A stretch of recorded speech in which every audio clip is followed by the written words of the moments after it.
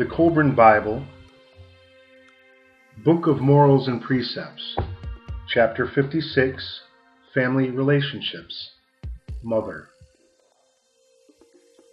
See that your mother never lacks warmth and sustenance.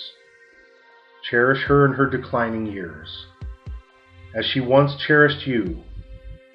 None will ever give you the love and tenderness that she bestowed upon you, and you will never have but one mother. In the days of your helplessness, she carried you as a heavy load. You were as a yoke upon her neck and a chain at her ankle. Because of you, many pleasures were denied her, and her freedom curtailed. She cleaned you when you were dirty. She bathed and salved the sores on your body. She felt no disgust when you lay in your excrement. She supported you with comfort in your infantile helplessness.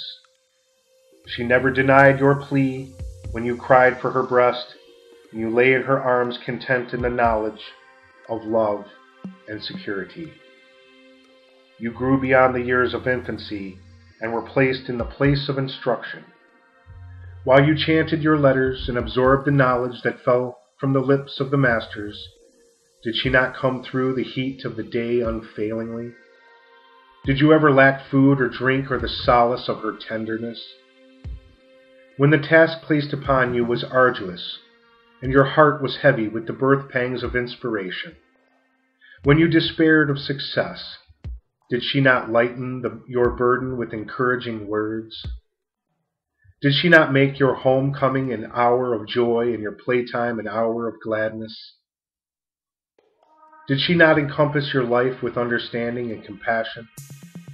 Did the spring waters of her affection ever run dry? Where are the limits of a mother's love? When filled with the vigor of manhood and glowing in the pride of your strength, turn your eyes to her gray hairs and bent back, and let compassion rule your heart. Gaze upon the wrinkled brow and furrowed cheek, the face etched with self-denial and care. How much of this have you written there? The joy she found in you was the joy of self-sacrifice. Her gladness was in self-denial. The pleasures of which she was deprived contributed to yours. For you she sacrificed the woman's joy in fine linen. The mantle she should have worn was your swaddling cloth. The delights of the table were abandoned, and she ate plain food, that you should eat better. She took from her enjoyment, that more might be added unto you.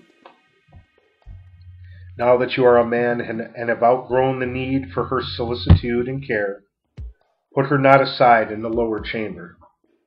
Give her sustenance from the first fruit of your labors, and cherish her as the most precious of all your treasures.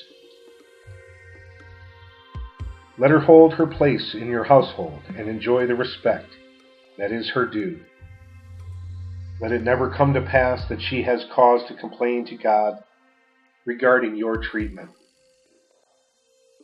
His ear will incline towards the outpourings of her sorrowful heart, and his heart will harden towards you. Misfortune and affliction will be visited upon you and eat away the contentment of your days. The indifference of your mother's welfare will not go unheeded among men, and they will avoid your company. In her declining years, lend her the support of your strong arm. Relieve her of the burden of labor.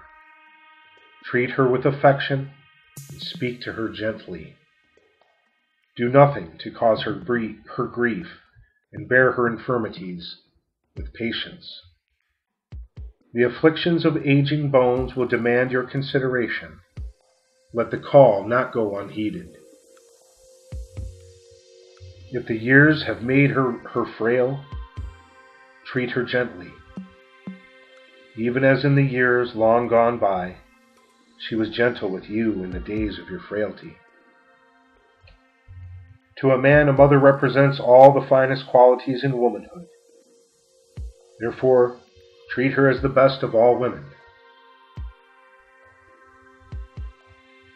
And if she falls short of the standard, remember the frailty of all mankind, and forget not your own imperfections.